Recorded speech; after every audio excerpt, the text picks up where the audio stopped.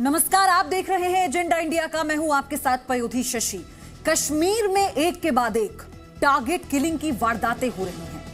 कुलगांव में विजय कुमार नाम के एक बैंक मैनेजर की दिन दहाड़े हत्या कर दी गई। गौर करने वाली बात यह है कि आतंकी बैंक में दाखिल हुआ और पॉइंट ब्लैंक रेंज से 2 गोलियां दागकर विजय कुमार की जान ले ली। जी न्यूज से खास बातचीत में रविंद्र रैना ने टारगेट किलिंग को ऐसी वारदातों के बारे में एक सनसनीखेज खुलासा किया। रैना की माने तो यह आतंकियों के ऑपरेशन लाल लहर का एक हिस्सा है।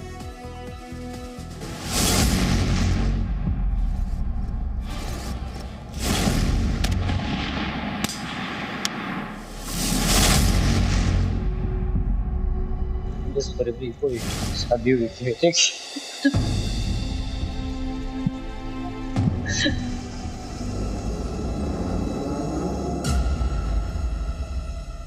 इलाकाई देहाती बैंक का अरहा गांव के शाखा है ये, जहां पर मैनेजर जो विजय कुमार है वो उसका कत्ल किया गया। ये जगह कुलगाम, जम्मू कश्मीर। वक्त सुबह 10:50।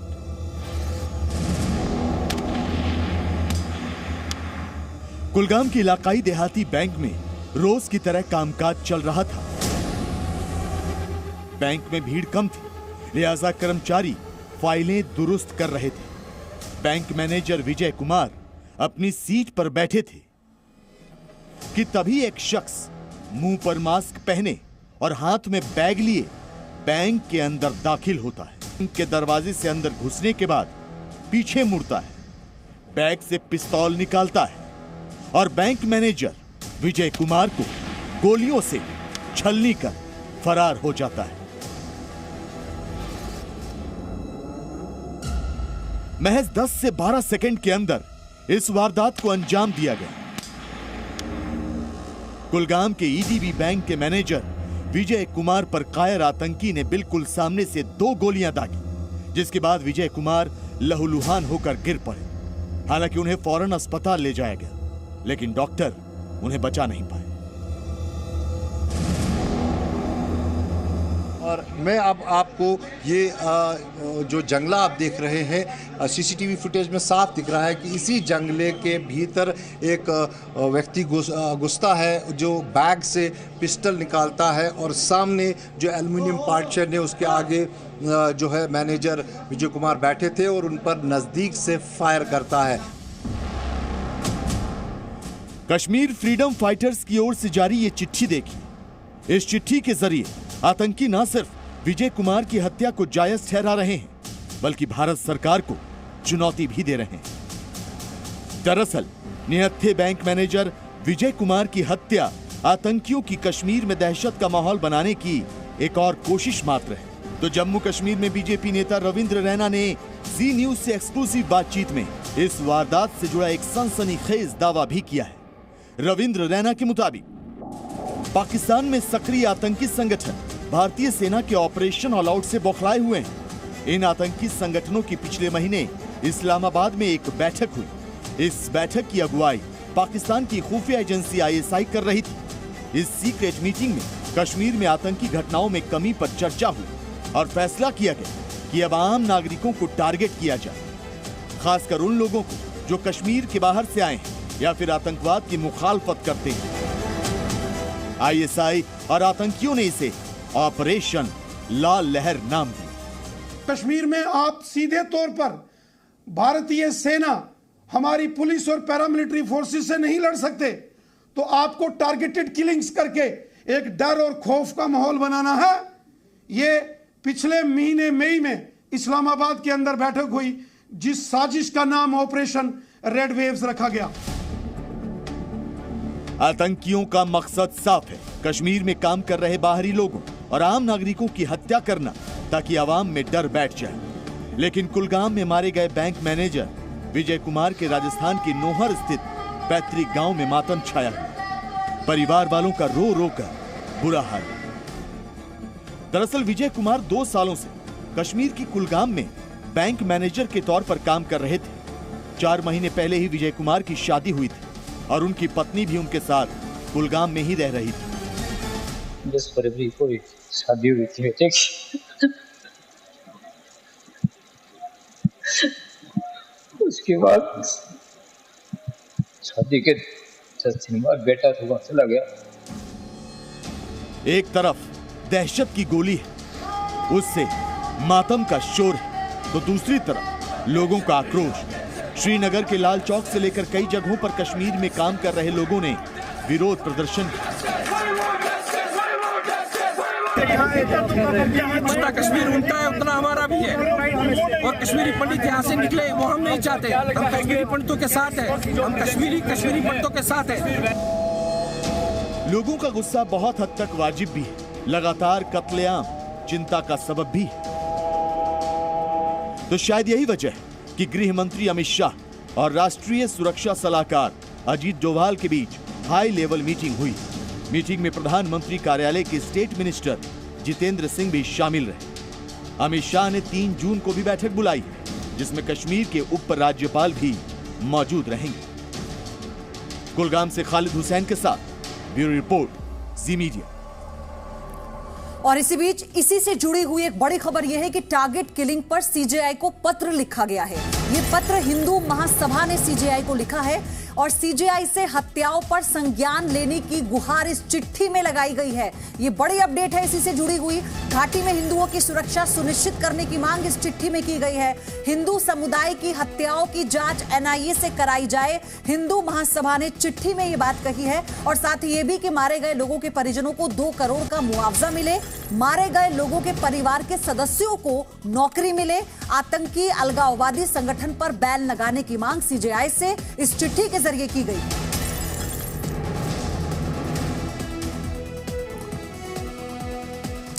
अगस्त में केंद्र सरकार ने कश्मीर से अनुच्छेद 370 हटाया था, जिसके बाद से ही हिंदू और बाहरी लोग आतंकियों के निशाने पर आ गए।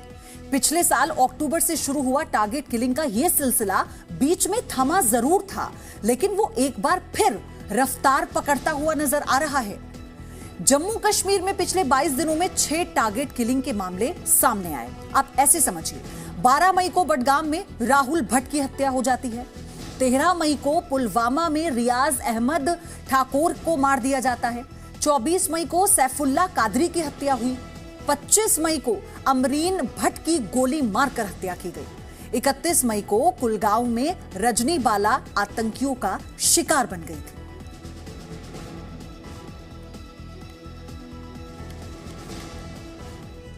तो चलिए अब आपको एक बार फिर से हम ये समझाएंगे कि कश्मीर में जो टारगेट किलिंग हो रही है, ग्राफिक्स के जरिए आपको दिखाते हैं कि इस साल यानी 2022 में कश्मीर में अब तक टारगेट किलिंग की कितनी वारदातों को अंजाम दिया जा चुका है, ये समझिए। तो इस साल की शुरुआत की बात करें, यानी जनवरी को अगर छोड़ दीजिए तो फरवरी में 1 व्यक्ति की हत्या की गई थी, जबकि मार्च में 8 लोगों को टारगेट कर उनका मर्डर किया गया। अप्रैल में 2 लोग आतंकियों का शिकार बने, जबकि मई में 7 लोगों की हत्या कर दी गई। वहीं जून के शुरुआत में ही बैंक मैनेजर विजय कुमार के रूप में एक आम नागरिक को गोली मार दी गई। जम्मू कश्मीर में सुरक्षा बलों के ऑपरेशन से घबराए आतंकियों ने अब टारगेट अटैक बढ़ा दिए हैं और इन टारगेट किलिंग में AK-47 जैसे बड़े हथियारों का इस्तेमाल नहीं हो रहा है, आतंकी पिस्तौल का इस्तेमाल कर रहे हैं। ये वो आतंकी हैं जिन्हें हाइब्रिड कहा जाता रहा है, यानी ऐसे आतंकी जो वारदात को अंजाम देने के बाद आम लोगों में घुल मिल जाते हैं। ध्यान से समझिएगा। लेकिन सुरक्षा एजेंसियां भी कश्मीर में अमन चैन को खत्म करने की पाकिस्तान की साजिश को सफल नहीं होने देने के लिए एक्शन में आ गई है।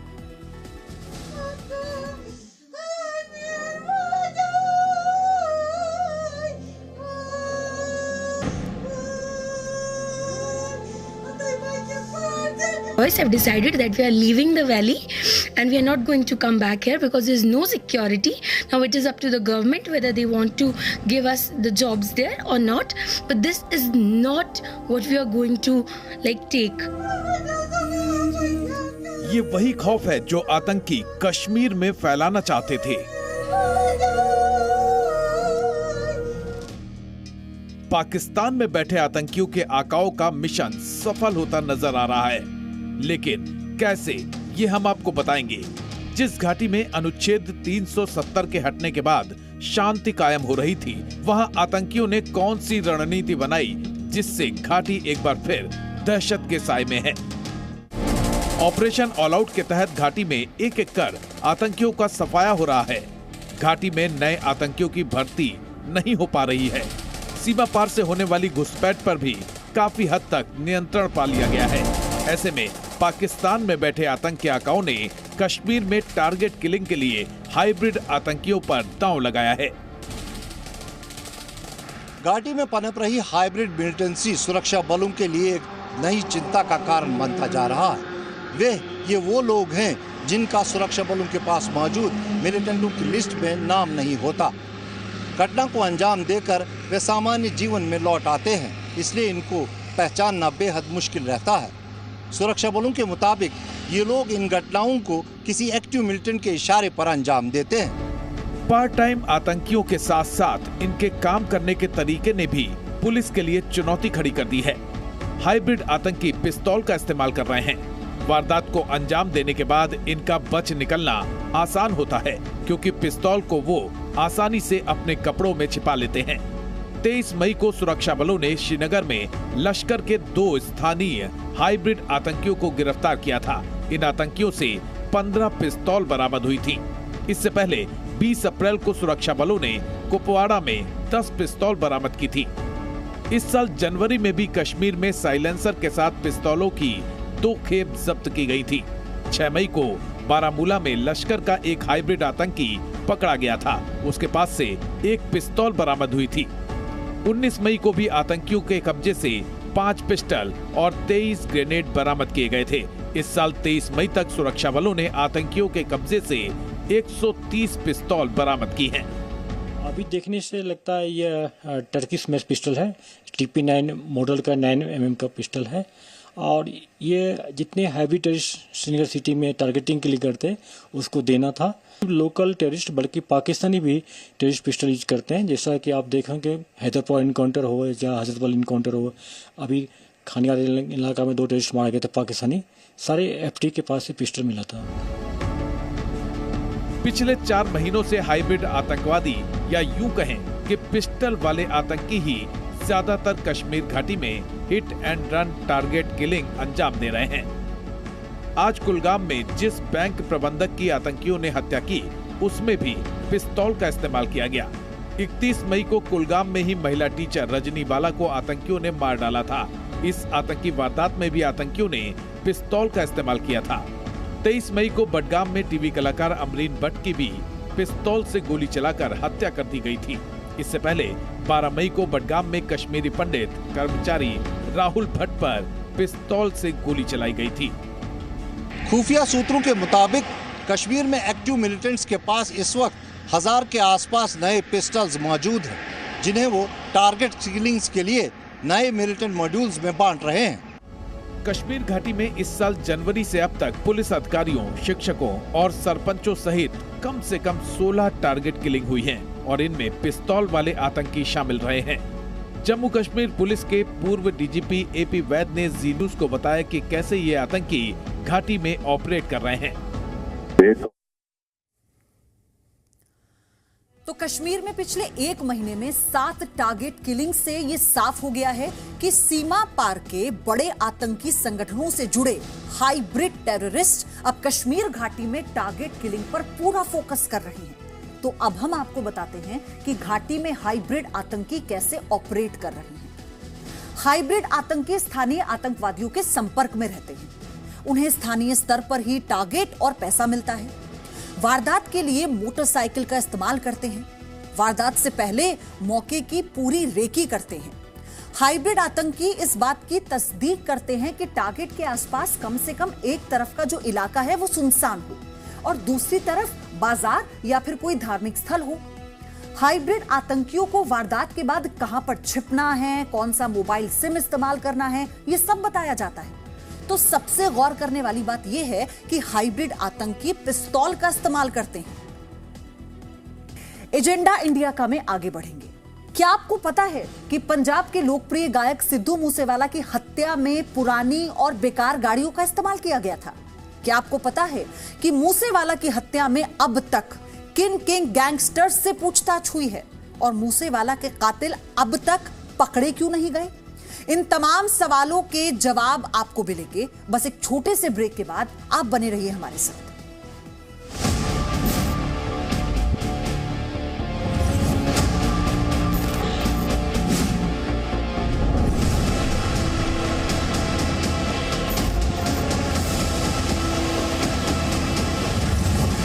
जिन गाड़ियों का जिक्र अभी हमने इस रिपोर्ट में किया उनके बारे में विस्तार से आगे बात करेंगे, लेकिन उससे पहले इसी से जुड़ी हुई एक बड़ी खबर यह है कि मूसेवाला की पोस्टमार्टम रिपोर्ट में बड़ा खुलासा हुआ है। वो ये कि मूसेवाला को 19 गोलियां मारी गई थी। पोस्टमार्टम रिपोर्ट से ये बड़ा खुलासा, 19 गोलियां मूसेवाला को मारी गई थी। हमले के 15 मिनट बाद मूसेवाला की मौत हो गई थी। ये बड़ी जानकारी। लीवर, रीढ़ की हड्डी में गोलियां लगी थी, ज्यादा खून बहने की वजह से उनकी मौत हुई, यानी अस्पताल ले जाते वक्त ही उनकी मौत हो गई थी। 15 मिनट में उनकी मौत हो गई थी।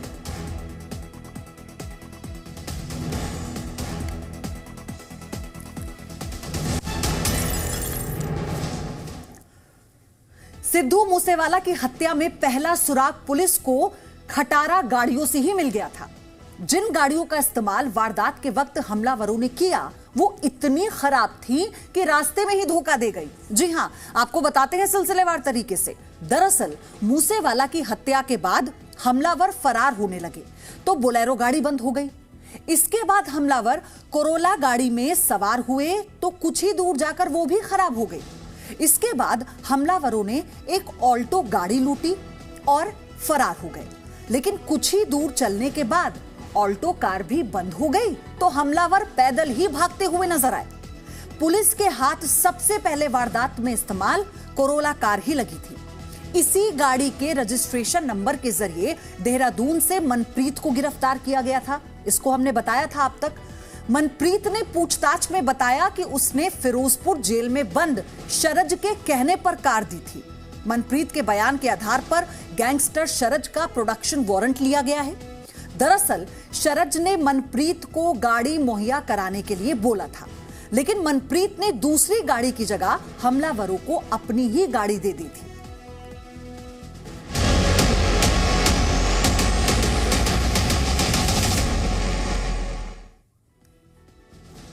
आगे बढ़ते हैं।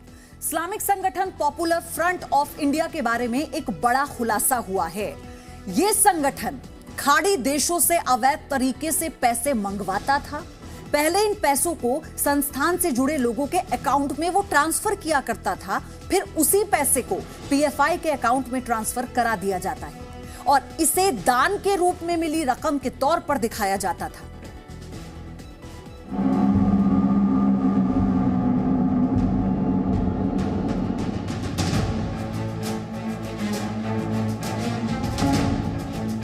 इस्लामिक संगठन पीएफआई पर बड़ा खुलासा।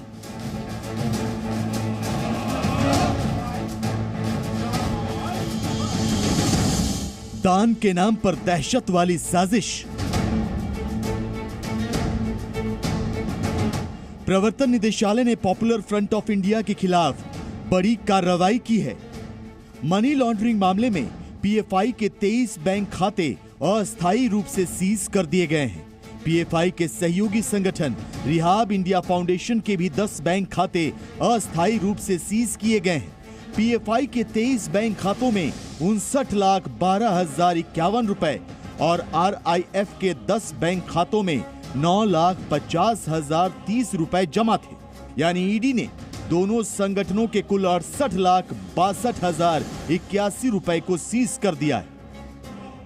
ईडी की कार्रवाई पर भड़के पीएफआई के नेशनल सेक्रेटरी अनीस अहमद ने आरोप लगाया है कि सरकार बदले की भावना से कार्रवाई कर रही है। उन्होंने कहा कि पीएफआई के पास एक एक पैसे का हिसाब है।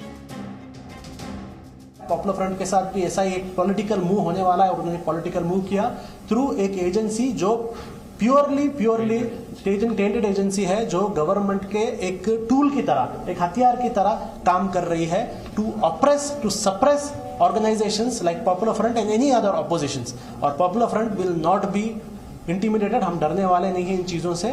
हम जिस तरीके से हमारी जो एक स्ट्रगल थी, हमारे एक डेमोक्रेटिक कॉज के लिए हमारा जो स्ट्रगल था, वो स्ट्रगल कंटिन्यू होते रहेगा। तो लोग सोच रहे हैं कि पॉपुलर फ्रंट डर जाएगा ऐसे चीज़ों के अंदर, तो वो भी हम मैसेज देना चाहते हैं कि इस तरीके के हथकंडे से आप हमें डरा नहीं सकते। आरोप ये भी है कि पीएफआई ने रिहाब इंडिया फाउंडेशन के जरिए गलत तरीके से लाखों रुपए पाए। जांच एजेंसी वर्ष 2010 से लेकर अब तक आरआईएफ के बैंक खातों में हुए तमाम लेन देन को खंगालने में जुटी हुई है। पीएफआई आपराधिक साजिश के तहत खाड़ी देशों के नेटवर्क के जरिए गुप्त रूप से धन जुटा रहा था।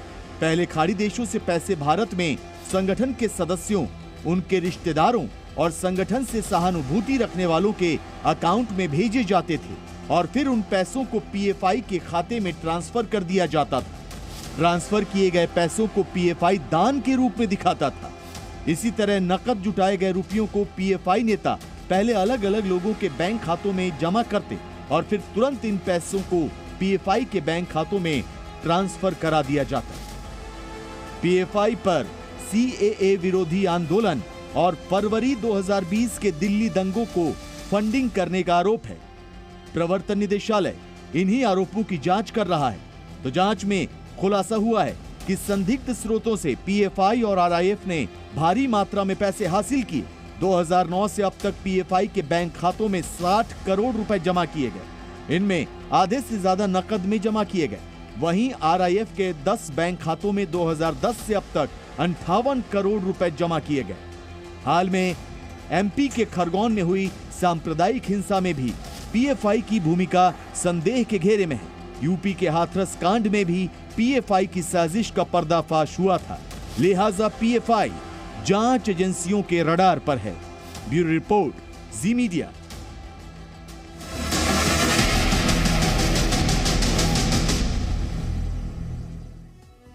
दिल्ली पुलिस ने एक बड़े किडनी रैकेट का पर्दाफाश किया है। पुलिस ने अब तक एक डॉक्टर समेत 10 लोगों को गिरफ्तार किया। ये लोग सोशल मीडिया के जरिए गरीब लोगों को टारगेट करते थे, उन्हें पैसे का लालच देकर किडनी दान करने के लिए मनाते थे। इस पूरे गोरख धंधे में 2 लैब और सोनीपत के गोहाना का एक नर्सिंग होम भी शामिल था।